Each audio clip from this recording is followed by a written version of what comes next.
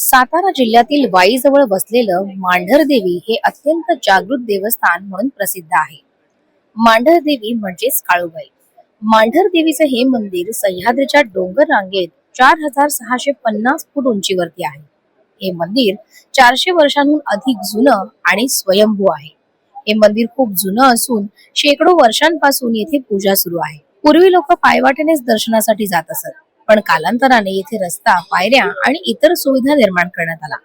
आज हे मंदिर महाराष्ट्रातील महत्वाच्या शक्तिपीठांपैकी एक मानलं जातं. हे मंदिर ज्या गडावरती आहे त्याचं नाव आहे मांढरगड.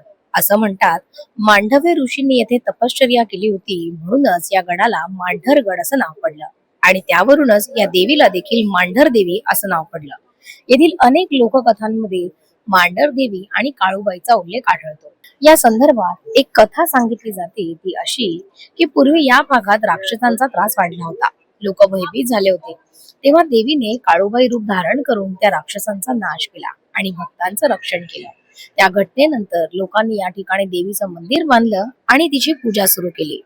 शाकंभरी पौर्णिमेला येथे मोठी यात्रा भरते आणि या यात्रेनिमित्त लाखो भाविक दर्शनासाठी येतात. पूर्वी येथे प्राण्यांची बळी देण्याची प्रथा होती, पण आता शासनाने ही प्रथा बंद केल्यामुळे इथे शांततापूर्णच पूजा केली जाते. ही देवी नवसाला पावते अशी लोकांची श्रद्धा आहे, म्हणूनच येथे लोक येऊन देवीला नवस करतात. नवस पूर्ण झाल्यावरती देवीला साडी अर्पण करण्याची ही परंपरा आहे.